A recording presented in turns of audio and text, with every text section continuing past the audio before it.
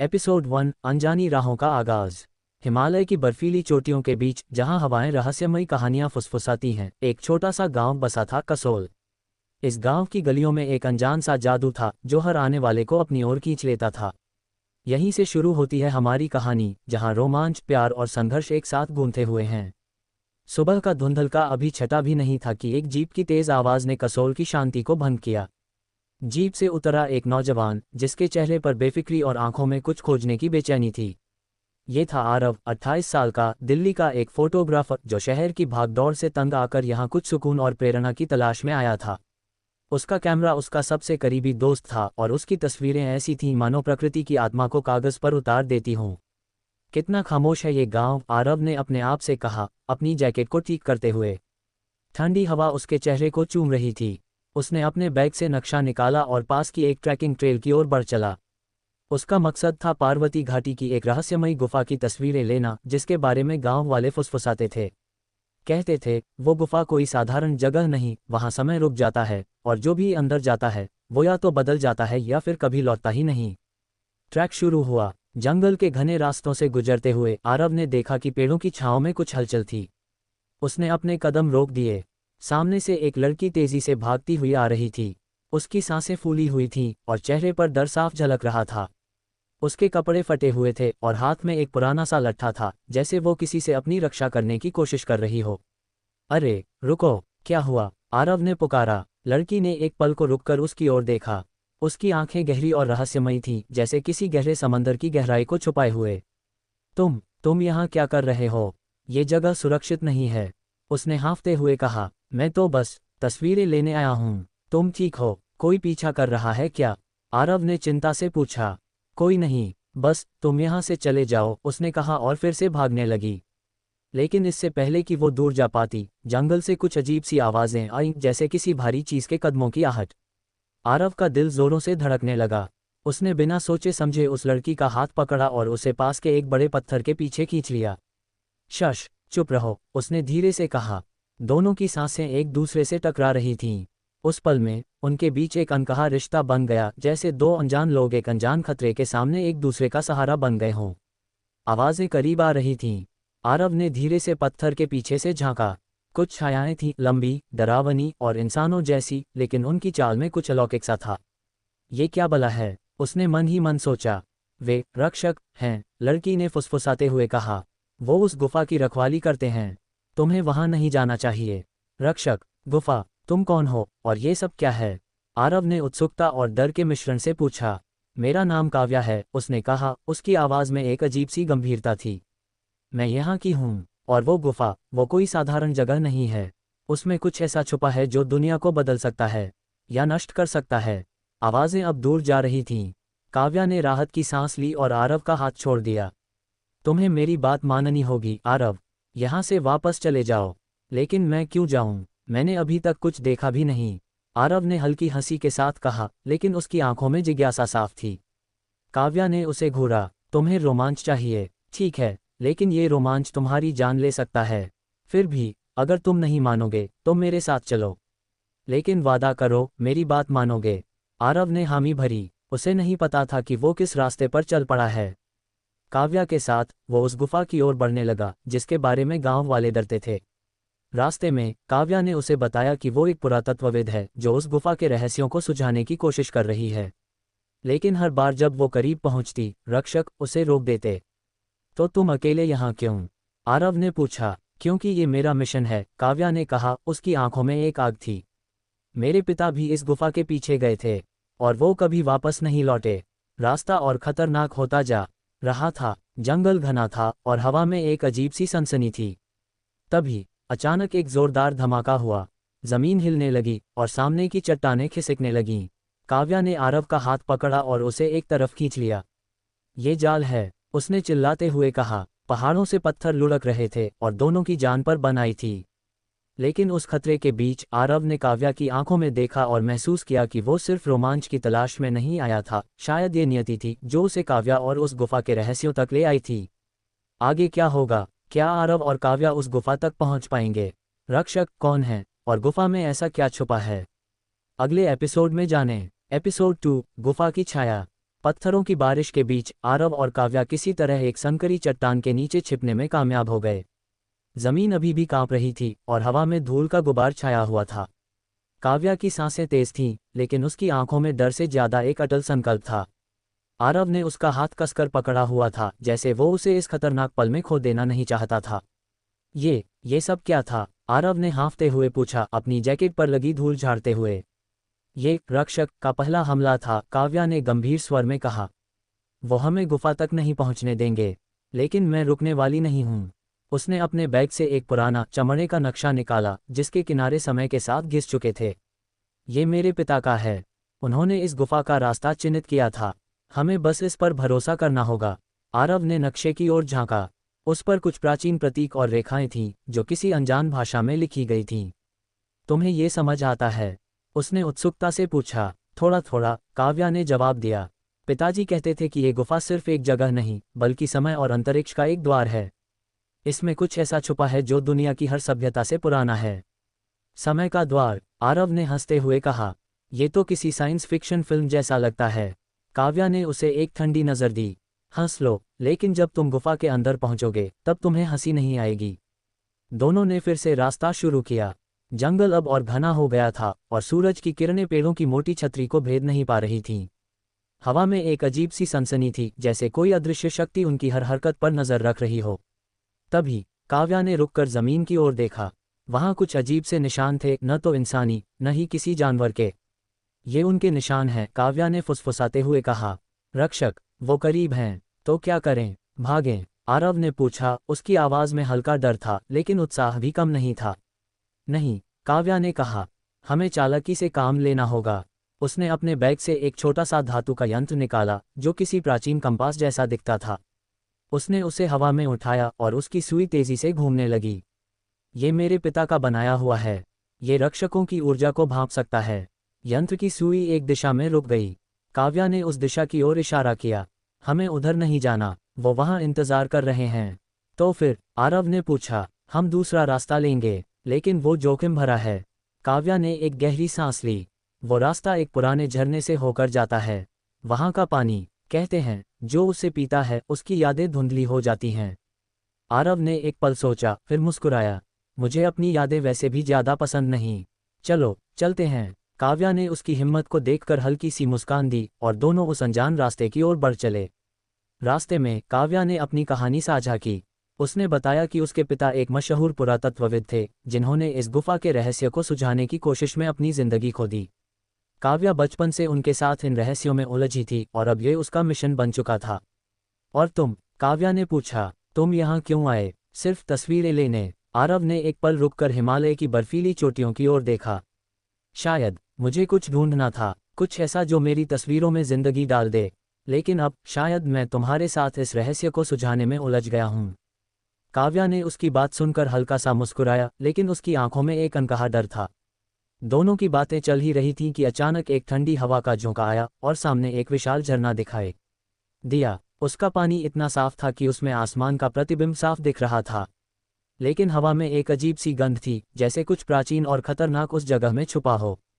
यही वो जगह है, काव्या ने कहा। हमें पानी को पार करना होगा, लेकिन सावधान, एक गलती और हम अपनी यादें खो सकते हैं। आरव ने काव्या का हाथ पकड़ा। साथ में चलेंगे, कुछ भी हो मैं तुम्हें नहीं छोड़ूंगा। काव्या ने उसकी ओर देखा और उस पल में उनके बीच एक गहरा विश्वास पनप गया।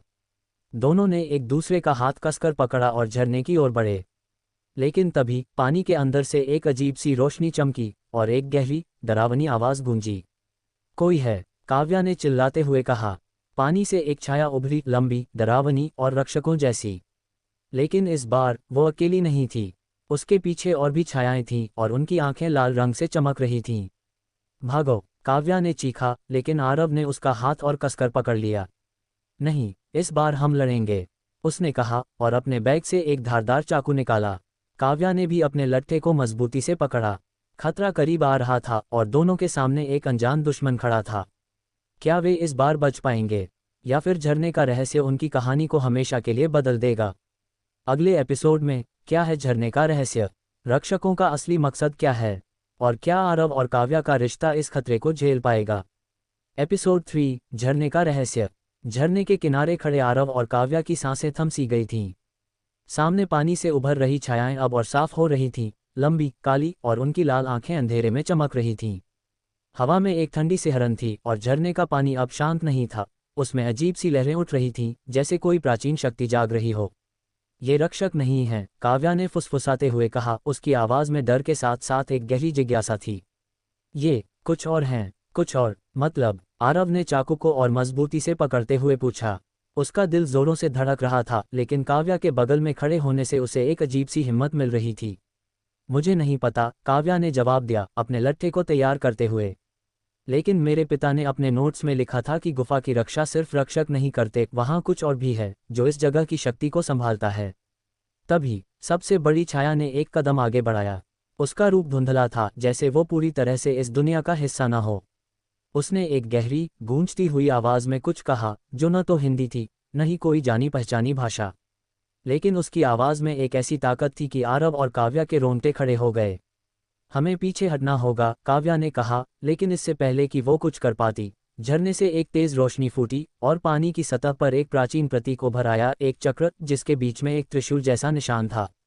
ये क्या है? आरव ने हैरानी से पूछा। ये गुफा का प्रतीक है, काव्या ने उत्साह और डर के मिश्रण से कहा। पिताजी ने इसके बारे में लिखा था।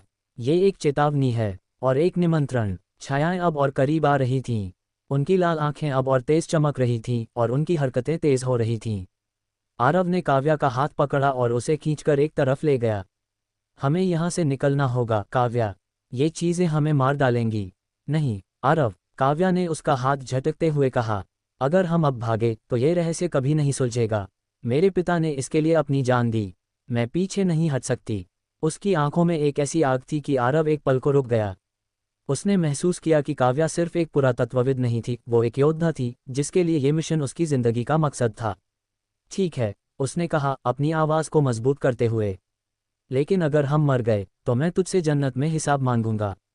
काव्या ने हल्का सा मुस्कुराया और उस पल में दोनों के बीच एक अनकहा बंधन और गहरा हो गया। लेकिन उनके पास सोचने का वक्त नहीं था।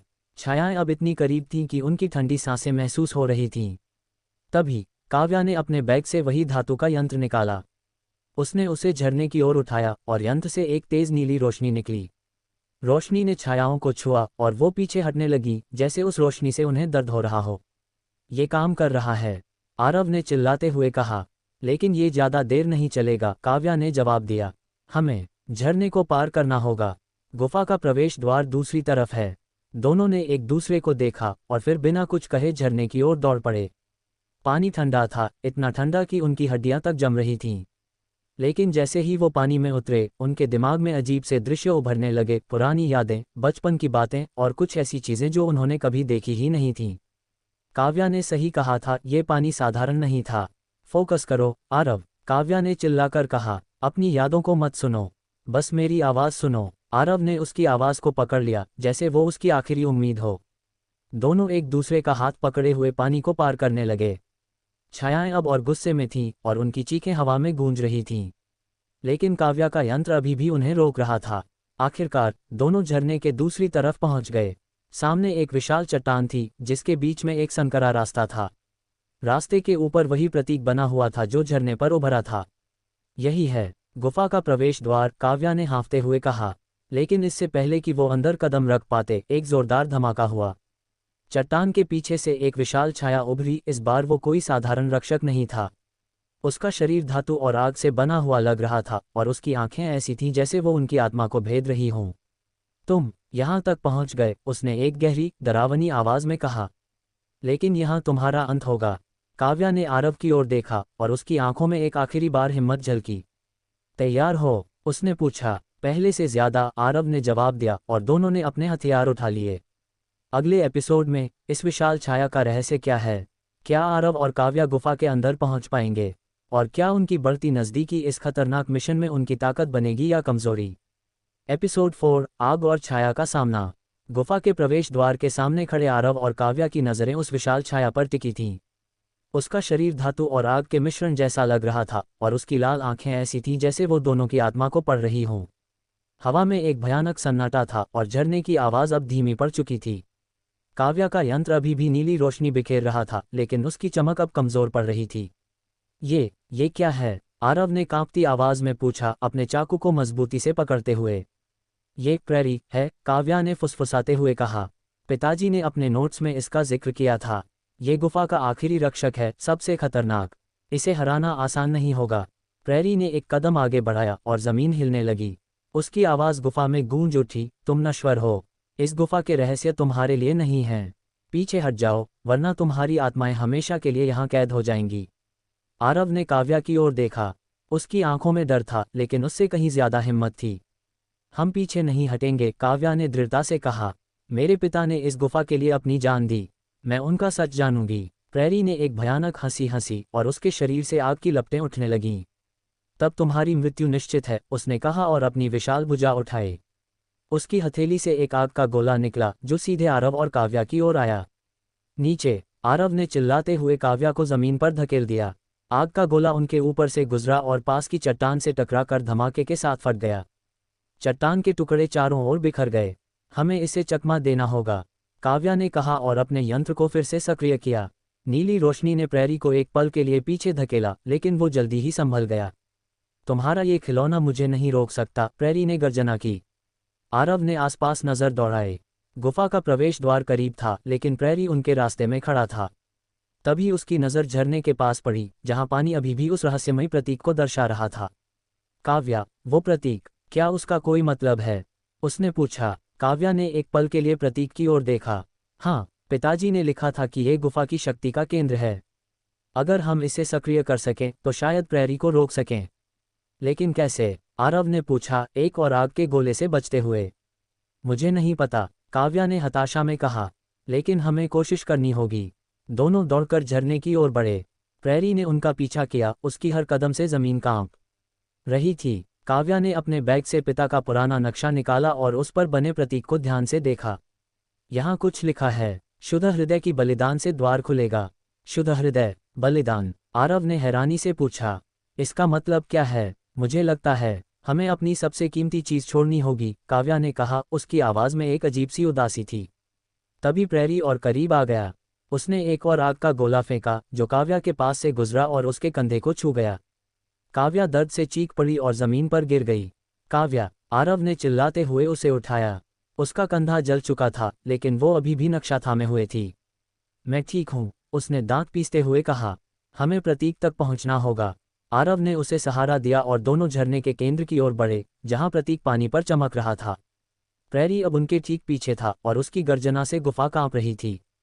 काव्या ने नक्शे को पानी में डुबोया और प्रतीक और तेजी से चमकने लगा। शुद्ध हृदय, उसने फुसफुसाते हुए कहा। उसने अपनी जेब से एक छोटा सा लॉकेट निकाला, उसमें उसके पिता की तस्वीर थी। ये मेरे पास उनकी आखिरी निशानी है, उसने कहा और आंखों में आंसू लिए लॉकेट को पानी में डाल दिया। जैसे ही लॉकेट पानी को छुआ, एक तेज रोशनी फूटी। प्रतीक अब पूरे झरने पर फैल गया और एक गहरी गूंज गुफा में फैलने लगी। प्रेरी ने दर्द से चीखते हुए पीछे हटना शुरू किया। उसका शरीर धीरे धीरे धुंध में बदल रहा था। ये काम कर रहा है, आरव ने उत्साह से कहा। लेकिन काव्या का चेहरा पीला पड़ गया था। ये सिर्फ शुरुआत है, उसने कमजोर आवाज में कहा। गुफा के अंदर और खतरे हैं। रोशनी धीरे धीरे कम हुई और प्रेरी पूरी तरह गायब हो गया। झरने के पास अब एक चमकता हुआ रास्ता दिख रहा था, जो गुफा के अंदर की ओर जा रहा था। आरव ने काव्या को सहारा दिया। तुम ठीक हो? उसने चिंता से पूछा। हाँ, काव्या ने कहा, लेकिन उसकी आवाज में दर्द साफ था। लेकिन हमें जल्दी करना होगा, प्रेरी वापस आ सकता है। दोनों ने गुफा के प्रवेश द्वार की ओर कदम बढ़ाए। अंदर का अंधेरा ऐसा था जैसे वो किसी दूसरी दुनिया में कदम रख रहे हों। काव्या ने आरव का हाथ कसकर पकड़ा और उस पल में दोनों ने महसूस किया कि उनकी ये यात्रा अब सिर्फ रहस्य सुलझाने की नहीं थी, ये उनके बीच के बंधन की भी कहानी बन चुकी थी। अगले एपिसोड में गुफा के अंदर क्या रहस्य छुपा है? क्या काव्या का बलिदान उनके मिशन को पूरा करेगा? और क्या आरव और काव्या का रिश्ता इस अंधेरी यात्रा में और मजबूत होगा? एपिसोड 5, गुफा का अंधेरा और उजाला। गुफा के प्रवेश द्वार से अंदर कदम रखते ही आरव और काव्या को एक गहरे अंधेरे ने घेर लिया। हवा ठंडी थी और एक अजीब सी गंध चारों ओर फैली हुई थी, जैसे सदियों पुरानी धूल और रहस्यों का मिश्रण। काव्या के कंधे का दर्द अब भी उसे सता रहा था, लेकिन उसने होंठ कसकर भींच लिए और अपने बैग से एक छोटी सी टॉर्च निकाली। उसकी मध्यम रोशनी ने गुफा की दीवारों पर नाचते हुए प्राचीन चित्रों को उजागर किया, ऐसे चित्र जो किसी अनजान सभ्यता की कहानी बयां कर रहे थे। ये क्या हैं? आरव ने हैरानी से पूछा, अपनी उंगलियों से एक चित्र को छूते हुए। उसमें एक विशाल चक्र था, जिसके बीच में वही त्रिशूल जैसा प्रतीक था जो उन्होंने झरने पर देखा था। ये उस सभ्यता के निशान हैं जिसने इस गुफा को बनाया, काव्या ने जवाब दिया। उसकी आवाज़ में एक गहरी जिज्ञासा थी। पिताजी का मानना था कि ये लोग समय और अंतरिक्ष को नियंत्रित करने की शक्ति जानते थे। समय को नियंत्रित? आरव ने भौहें चढ़ाते हुए कहा। तुम्हारा मतलब है जैसे टाइम ट्रैवल? काव्या ने हल्का सा मुस्कुराया। शायद, लेकिन ये इतना आसान नहीं है। उनके नोट्स में लिखा था कि इस गुफा में एक कालचक्र है, एक यंत्र जो समय के नियमों को तोड़ सकता है, लेकिन उसे सक्रिय करने की कीमत बहुत बड़ी है। दोनों आगे बढ़े, गुफा के गलियारों में गहरे उतरते हुए। दीवारों पर चित्र अब और जटिल हो रहे थे, लोगों की आकृतियां जो किसी विशाल यंत्र की पूजा कर रहे थे, और आकाश में चमकते तारे जो किसी रहस्यमयी नक्शे की तरह लग रहे थे। तभी गुफा में एक हल्की सी कंपन हुई और दूर कहीं से पानी टपकने की आवाज़ आई। सावधान, काव्या ने फुसफुसाते हुए कहा। हमें अभी भी खतरा है। प्रैरी भले ही गायब हो गया, लेकिन गुफा के अपने रक्षक हैं। उसकी बात खत्म होने से पहले ही गलियारे के अंत में एक हल्की सी चमक दिखाई दी। दोनों उस ओर बढ़े और सामने एक विशाल कक्ष दिखा। कक्ष के बीच में एक चमकता हुआ पत्थर का मंच था, जिसके ऊपर एक बड़ा सुनहरा चक्र लटक रहा था। उस चक्र पर वही त्रिशूल का प्रतीक बना हुआ था और उसके चारों ओर छोटी छोटी रोशनी तैर रही थी, जैसे तारे हवा में नाच रहे हों। ये कालचक्र है, काव्या ने आश्चर्य और श्रद्धा के साथ कहा। पिताजी सही थे। आरव ने उस चक्र की ओर देखा और उसे लगा जैसे वो उसे अपनी ओर खींच रहा हो।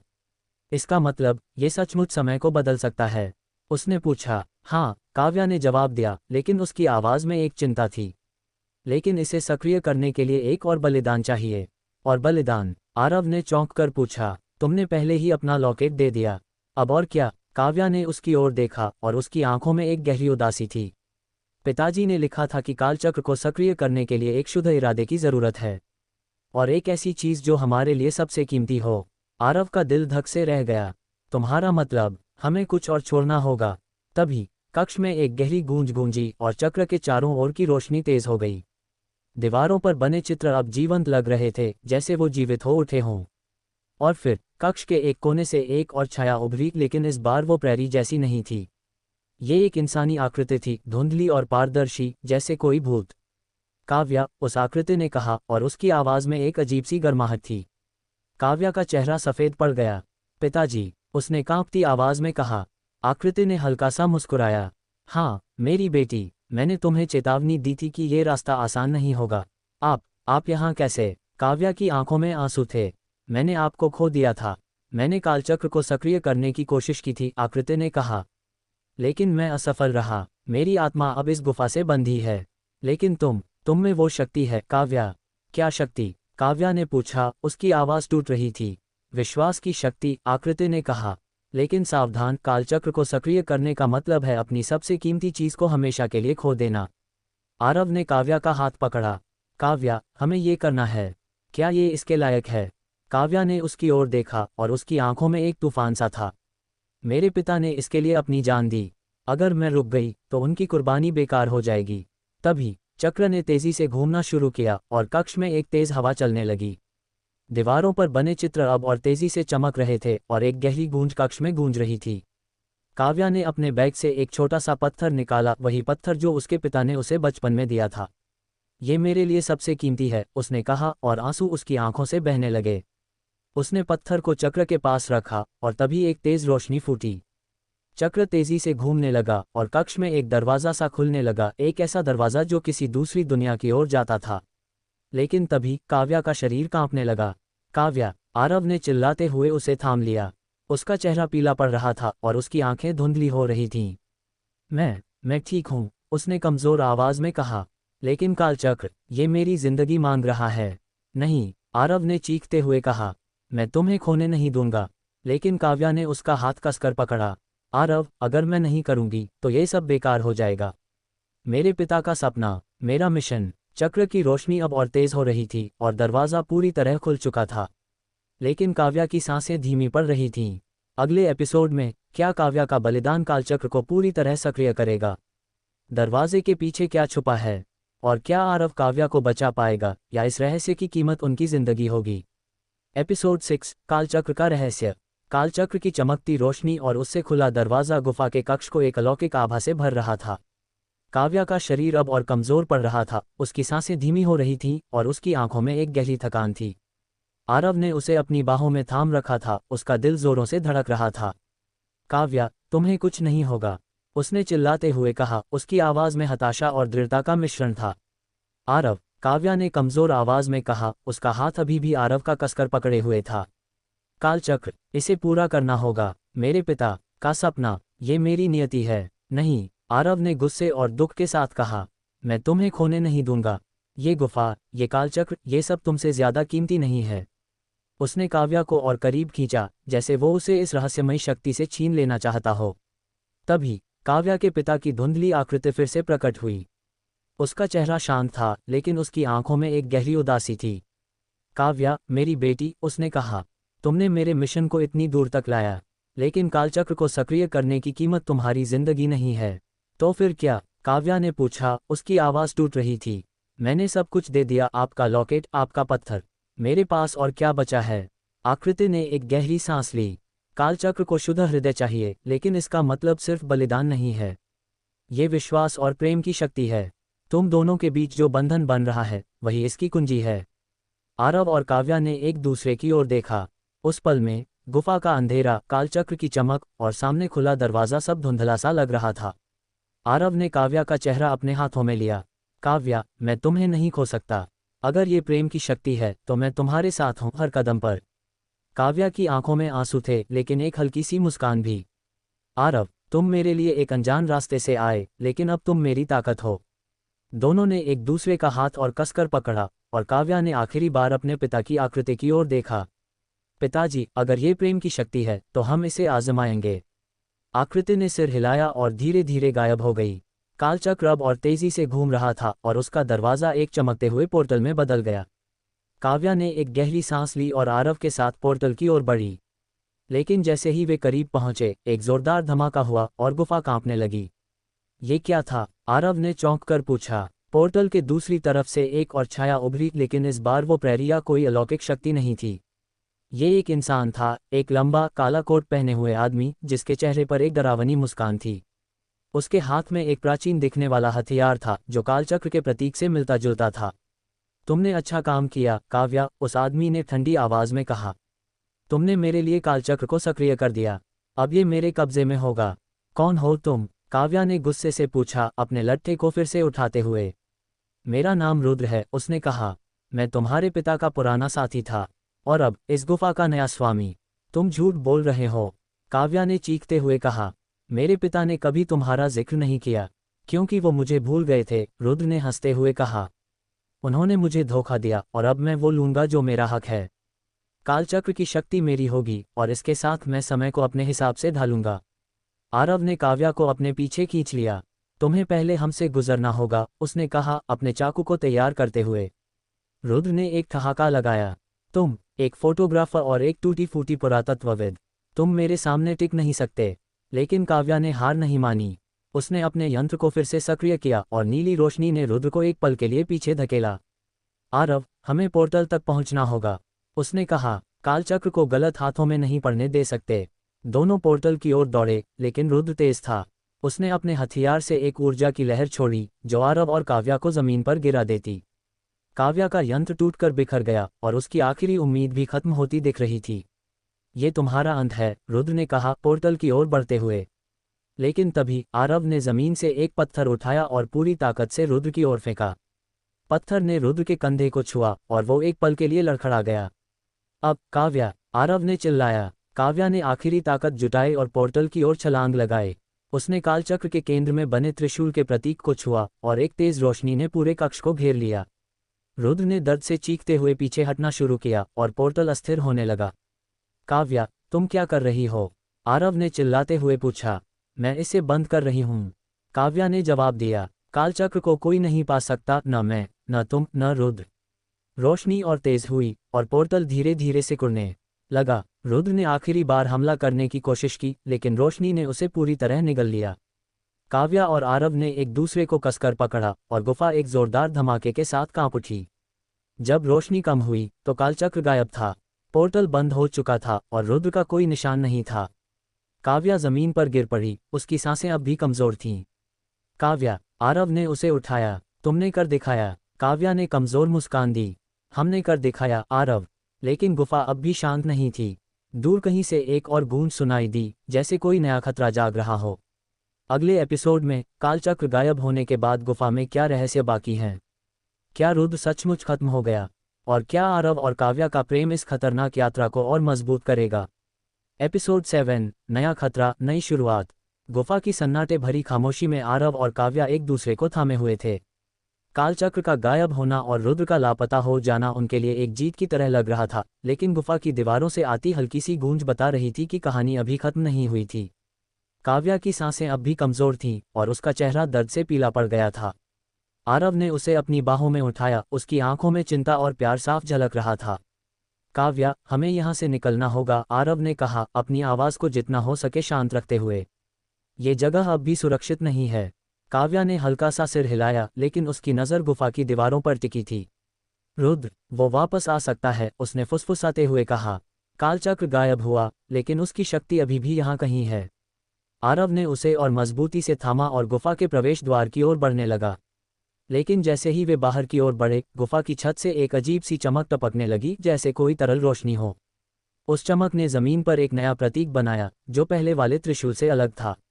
ये एक सर्पिल था, जिसके बीच में एक आंख जैसी आकृति थी। ये क्या है? आरव ने रुककर पूछा। काव्या ने प्रतीक को गौर से देखा और उसकी आंखें चौड़ी हो गईं। ये निगाहबान का प्रतीक है, उसने कांपती आवाज में कहा। पिताजी ने इसके बारे में लिखा था। कालचक्र सिर्फ एक हिस्सा था। निगाहबान इस गुफा की असली शक्ति है, एक ऐसी शक्ति जो समय को नहीं, बल्कि वास्तविकता को बदल सकती है।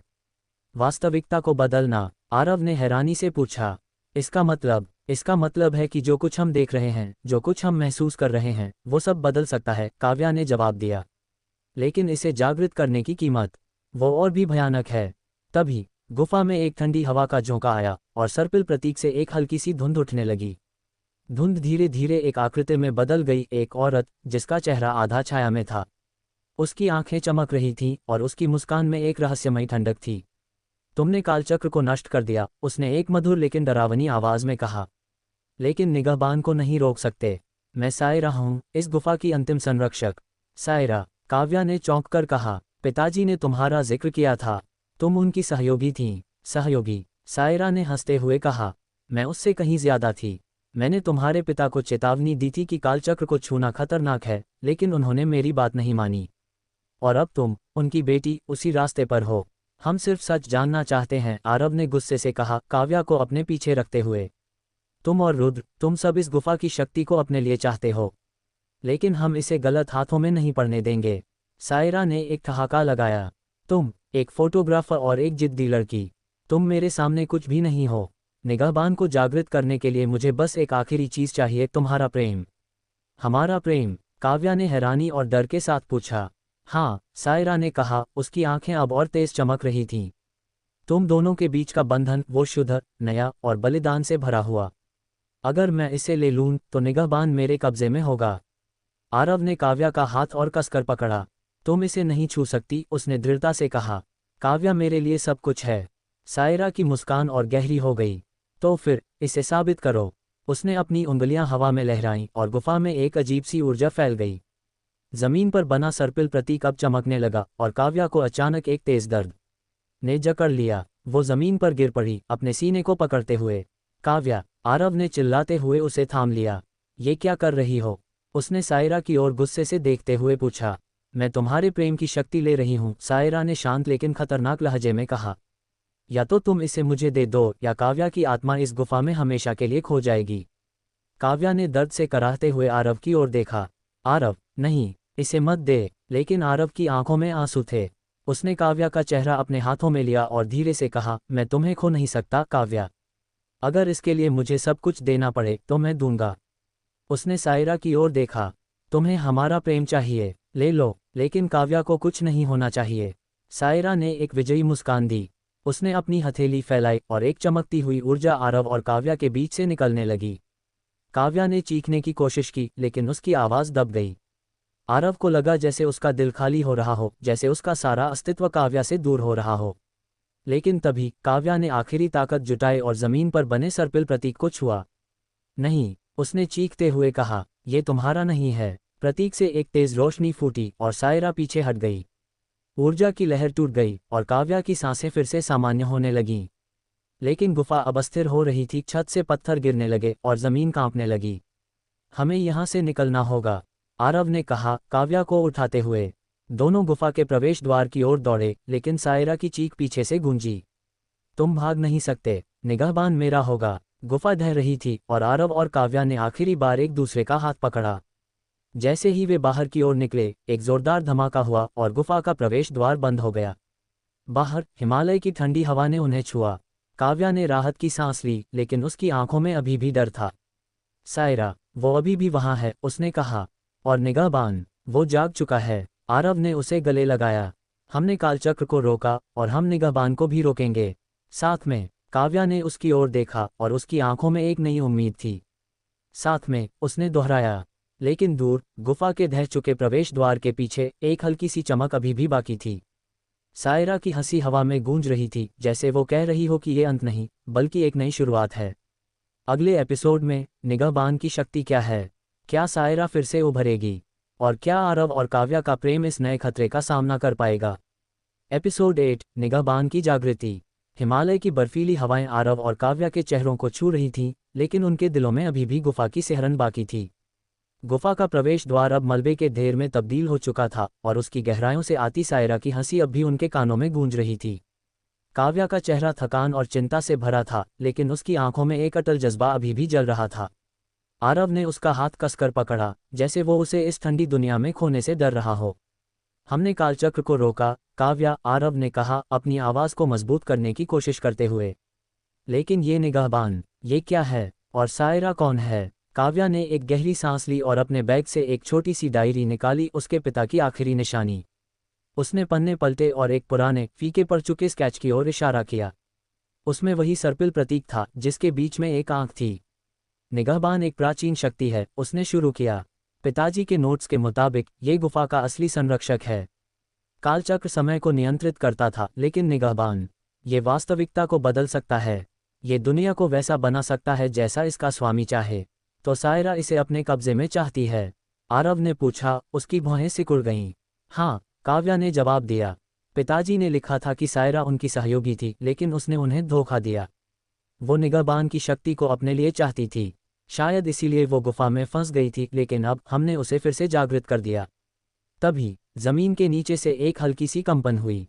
दोनों ने चौंक कर आसपास देखा। बर्फीली ढलानों के बीच से एक अजीब सी धुंध उठ रही थी और उसमें से एक परछाई उभरने लगी। ये सायरा थी। उसका रूप अब और साफ था, लेकिन उसकी आंखें अब भी वही ठंडी चमक लिए हुए थीं। तुमने सोचा कि गुफा के ढहने से मुझे रोक लोगे? सायरा ने ठहाका लगाते हुए कहा। निगाहबान अब जाग चुका है और मैं उसकी शक्ति को अपने में समा लूंगी। काव्या ने अपने लट्ठे को उठाया, लेकिन उसका शरीर अभी भी कमजोर था। तुम इसे नहीं पा सकती, सायरा, उसने कहा। निगाहबान किसी एक इंसान के लिए नहीं है। इंसान? सायरा ने व्यंग्य भरी हंसी हंसी।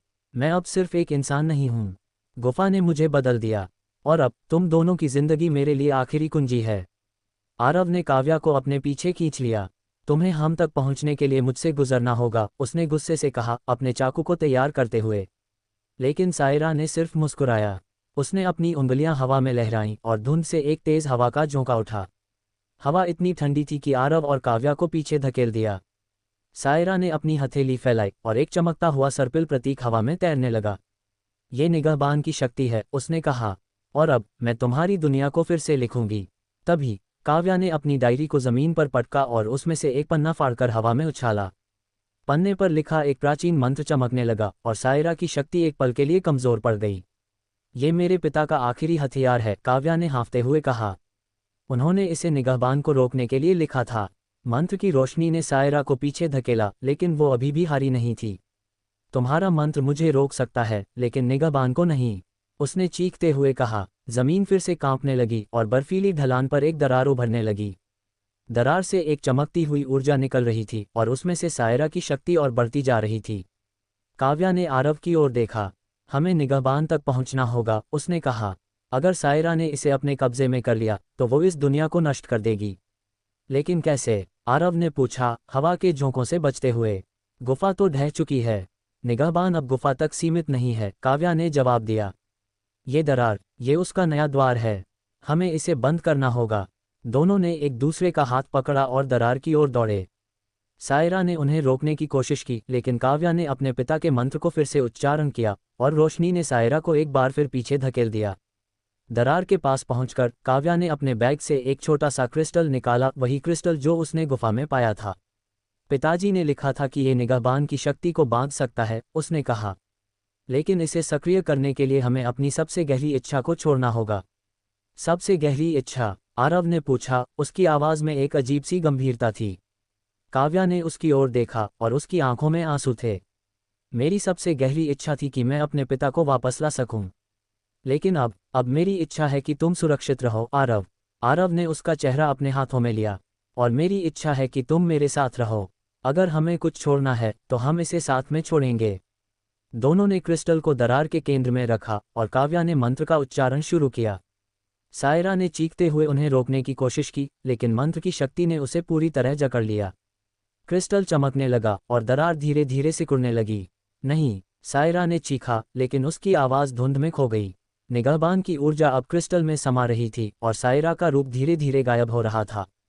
जैसे ही दरार पूरी तरह बंद हुई, एक आखिरी रोशनी फूटी और क्रिस्टल टुकड़ों में बिखर गया। काव्या और आरव जमीन पर गिर पड़े। उनकी सांसें तेज थीं, लेकिन वे सुरक्षित थे। हमने कर दिखाया, काव्या ने हाँफते हुए कहा। आरव ने उसे गले लगाया। हाँ, हमने। लेकिन जैसे ही वे उठे, हवा में एक हल्की सी गूंज बाकी थी। कहीं दूर बर्फीली चोटियों के बीच एक नई छाया हिलती दिखाई दी। निगाहबान की शक्ति शायद पूरी तरह खत्म नहीं हुई थी। अगले एपिसोड में क्या निगाहबान की शक्ति सचमुच खत्म हो गई? सायरा का क्या हुआ? और क्या आरव और काव्या अब एक नई जिंदगी शुरू कर पाएंगे, या एक नया खतरा उनका इंतजार कर रहा है? एपिसोड 9, बर्फीली चोटियों का रहस्य। बर्फीली हवाएं अब और ठंडी हो चुकी थीं और हिमालय की चोटियां सूरज की आखिरी किरणों में चमक रही थीं। आरव और काव्या एक छोटे से गांव कसोल की ओर लौट रहे थे, जहां से उनकी ये रहस्यमयी यात्रा शुरू हुई थी। काव्या का चेहरा थकान से भरा था, लेकिन उसकी आंखों में एक नई चमक थी, जैसे वो अब अपने पिता के मिशन को पूरा करने के करीब थी। आरव उसके बगल में चल रहा था, उसका हाथ अभी भी काव्या के हाथ में था, जैसे वो उसे कभी छोड़ना ही नहीं चाहता। क्या तुम्हें लगता है कि ये खत्म हो गया? आरव ने पूछा, अपनी जैकेट को ठीक करते हुए। सायरा, निगाहबान, वो सब। काव्या ने एक पल रुककर बर्फीली ढलानों की ओर देखा। मुझे नहीं पता, आरव, उसने गहरी सांस लेते हुए कहा। निगाहबान की शक्ति को हमने क्रिस्टल में बांध दिया, लेकिन वो गूंज, वो छाया, मुझे लगता है कि कुछ अभी भी बाकी है। दोनों गांव की ओर बढ़े, लेकिन रास्ते में एक अजीब सी बेचैनी थी। कसोल, जो पहले शांत और सुकून भरा लगता था, अब कुछ बदला बदला सा था। गांव की गलियां खाली थीं और हवा में एक अनजानी गंध थी। तभी एक बूढ़े आदमी ने उन्हें रोका। उसका चेहरा झुर्रियों से भरा था और उसकी आंखें ऐसी थीं जैसे वो सदियों के रहस्यों को जानता हो। तुम लोग गुफा से लौटे हो? उसने कांपती आवाज में पूछा। काव्या ने चौंककर उसकी ओर देखा। आपको कैसे पता? बूढ़े ने एक गहरी सांस ली और अपनी लाठी को जमीन पर टेका। ये गांव उस गुफा के साथ बंधा हुआ है। जब भी कोई उसकी शक्ति को छूता है, ये जगह बदल जाती है। तुमने निगाहबान को जागृत किया है ना? हमने उसे रोक दिया, आरव ने जल्दी से कहा। क्रिस्टल टूट गया और सायरा गायब हो गई। बूढ़े ने एक रहस्यमयी मुस्कान दी। निगाहबान को रोकना इतना आसान नहीं, बेटा। वो इस दुनिया का हिस्सा नहीं है, वो इस दुनिया को बनाता है। और सायरा, वो अभी भी यहाँ है। काव्या का दिल धक से रह गया। कहाँ? उसने पूछा, अपनी मुट्ठियां भींचते हुए। बूढ़े ने एक पुरानी टूटी हुई झोपड़ी की ओर इशारा किया। वहाँ, लेकिन सावधान, वो अब पहले जैसी नहीं है। आरव और काव्या ने एक दूसरे की ओर देखा और बिना कुछ कहे झोपड़ी की ओर बढ़े। अंदर का दृश्य उन्हें चौंका देने वाला था। झोपड़ी की दीवारों पर वही सर्पिल प्रतीक बना हुआ था और बीच में एक छोटा सा दर्पण रखा था। दर्पण में सायरा की परछाई दिख रही थी, लेकिन उसका रूप अब और डरावना था। उसकी आंखें पूरी तरह काली थीं और उसका चेहरा धुंध में लिपटा हुआ था। तुम फिर आए, सायरा की आवाज़ दर्पण से गूंजी। लेकिन इस बार तुम मेरे मैदान में हो। ये क्या जादू है? आरव ने गुस्से से पूछा, अपने चाकू को निकालते हुए। जादू नहीं, वास्तविकता, सायरा ने जवाब दिया। निगाहबान ने मुझे एक नया रूप दिया। मैं अब इस दुनिया का हिस्सा नहीं हूँ, मैं इसे बनाती हूँ। और तुम दोनों, तुम मेरी कहानी का हिस्सा बनोगे। काव्या ने दर्पण की ओर कदम बढ़ाया। तुम्हें लगता है कि तुम हमें डरा सकती हो? उसने कहा, उसकी आवाज़ में हिम्मत थी। हमने कालचक्र को रोका और अब तुम्हें भी रोकेंगे। सायरा की हंसी झोपड़ी में गूंज उठी। रोकना? तुमने कुछ भी नहीं रोका। निगाहबान की शक्ति अब मेरे अंदर है, और इस दर्पण के जरिए मैं तुम्हारी दुनिया को फिर से लिखूंगी। तभी दर्पण से एक तेज रोशनी निकली और आरव और काव्या को लगा जैसे वो किसी भंवर में खींचे जा रहे हों। उनके सामने दृश्य बदलने लगे। कसोल का गांव गायब हो गया और उनकी जगह एक अनजान शहर उभरने लगा। सड़कें, इमारतें, लोग, सब कुछ ऐसा था जैसे वो किसी दूसरी दुनिया में आ गए हों। ये क्या हो रहा है? आरव ने हैरानी से पूछा, काव्या का हाथ पकड़ते हुए। सायरा वास्तविकता को बदल रही है, काव्या ने जवाब दिया। उसकी आंखें चारों ओर घूम रही थीं। हमें दर्पण को नष्ट करना होगा, वो उसकी शक्ति का स्रोत है। दोनों उस शहर की सड़कों पर दौड़े जहां लोग उन्हें अजीब नजरों से देख रहे थे। सायरा की हंसी हवा में गूंज रही थी और हर कदम पर दृश्य बदल रहे थे। कभी वो जंगल में थे, कभी किसी प्राचीन मंदिर में, और कभी एक बर्फीली चोटी पर। हमें उसका ध्यान भटकाना होगा, काव्या ने कहा। अगर हम उसे अस्थिर कर सकें तो शायद दर्पण की शक्ति कमजोर हो जाए। आरव ने एक पल सोचा और फिर उसने अपनी जेब से अपना पुराना कैमरा निकाला। अगर ये वास्तविकता उसकी बनाई हुई है तो शायद मैं इसे अपनी तस्वीरों से तोड़ सकता हूँ। उसने कैमरे से सायरा की परछाई की तस्वीर खींची और जैसे ही फ्लैश चमका, दृश्य एक पल के लिए स्थिर हो गया। सायरा की चीख गूंजी और दर्पण में दरारें पड़ने लगीं। ये काम कर रहा है, काव्या ने उत्साह से कहा। और खींचो। आरव ने एक के बाद एक तस्वीरें खींची और हर फ्लैश के साथ सायरा की शक्ति कमस्कोपियसोर हो रही थी। आखिरकार ब्रेक पॉइंट कार में दर्पण टूट गया और सायरा की परछाई गायब हो गई। शहर का दृश्य फिर से कसोल की बर्फीली ढलानों में बदल गया। आरव और काव्या एक दूसरे को थामे हुए हाँफ रहे थे, लेकिन उनके चेहरों पर राहत थी। क्या क्या वो सचमुच चली गई? आरव ने पूछा। काव्या ने बर्फ की ओर देखा जहां अब भी एक हल्की सी धुंध थी। मुझे नहीं पता, उसने कहा, लेकिन निगाहबान की शक्ति अभी भी कहीं है। हमें सावधान रहना होगा। तभी बूढ़े आदमी की आवाज़ फिर से गूंजी। तुमने अच्छा लड़ा, लेकिन ये सिर्फ शुरुआत है। निगाहबान कभी पूरी तरह नहीं मरता। आरव और काव्या ने एक दूसरे की ओर देखा और उनके चेहरों पर एक नई हिम्मत थी। तो हम फिर से लड़ेंगे, आरव ने कहा। काव्या ने उसका हाथ कसकर पकड़ा। साथ में अगले एपिसोड में निगाहबान की शक्ति कहाँ छुपी है? क्या सायरा सचमुच खत्म हो गई? और क्या आरव और काव्या की जोड़ी इस अंतहीन रहस्य को सुलझा पाएगी? एपिसोड 10, अनंत रहस्य की ओर। कसोल की बर्फीली ढलानों पर खड़े आरव और काव्या की सांसें अब धीरे धीरे सामान्य हो रही थीं। टूटे हुए दर्पण के टुकड़े बर्फ पर बिखरे पड़े थे और सायरा की ठंडी हंसी अब हवा में गूंज नहीं रही थी। लेकिन बूढ़े आदमी की आखिरी चेतावनी उनके दिमाग में बार बार गूंज रही थी, निगाहबान कभी पूरी तरह नहीं मरता। काव्या ने अपनी डायरी को कसकर पकड़ा, जैसे उसमें कोई जवाब छुपा हो। आरव ने उसकी ओर देखा, उसकी आंखों में चिंता और प्यार का मिश्रण था। अब क्या, काव्या? उसने पूछा, अपनी जैकेट को ठीक करते हुए। हमने सायरा को रोका, दर्पण को तोड़ा, लेकिन ये निगाहबान, ये कब तक हमें सताएगा? काव्या ने एक गहरी सांस ली और बर्फीली चोटियों की ओर देखा। पिताजी ने लिखा था कि निगाहबान सिर्फ एक शक्ति नहीं है, ये एक चक्र है। ये बार बार जागता है, हर बार एक नए रूप में। हमें इसे पूरी तरह समझना होगा, वरना ये हमें और पूरी दुनिया को निगल लेगा। तभी बर्फ के बीच से एक हल्की सी चमक दिखाई दी। काव्या और आरव ने सावधानी से उस ओर कदम बढ़ाए। वहां बर्फ में दबा हुआ एक छोटा सा धातु का टुकड़ा था, जिस पर वही सर्पिल प्रतीक बना हुआ था। काव्या ने उसे सावधानी से उठाया। टुकड़ा गर्म था, जैसे उसमें कोई जीवंत ऊर्जा बाकी हो। ये निगाहबान का हिस्सा है, काव्या ने फुसफुसाते हुए कहा। शायद दर्पण टूटने के बाद इसने एक नया रूप ले लिया। तो अब क्या, इसे नष्ट करें? आरव ने पूछा, अपने चाकू को तैयार करते हुए। नहीं, काव्या ने जल्दी से कहा। इसे नष्ट करने से पहले हमें समझना होगा कि ये क्या है। अगर हम इसे गलत तरीके से छुएंगे तो शायद और बड़ा खतरा पैदा हो जाएगा। दोनों ने उस धातु के टुकड़े को काव्या की डायरी में लपेटकर बैग में रख लिया। गांव की ओर लौटते हुए काव्या ने अपने पिता के नोट्स को फिर से पढ़ना शुरू किया। एक पन्ने पर एक नक्शा था जो हिमालय की एक और गहरी घाटी की ओर इशारा करता था। नक्शे के नीचे लिखा था, निगाहबान का अंतिम द्वार जहां सत्य और भ्रम एक हो जाते हैं। हमें वहां जाना होगा, काव्या ने दृढ़ता से कहा। यह हमारी आखिरी उम्मीद है। लेकिन काव्या, आरव ने चिंता से कहा, तुम पहले ही इतना कुछ झेल चुकी हो।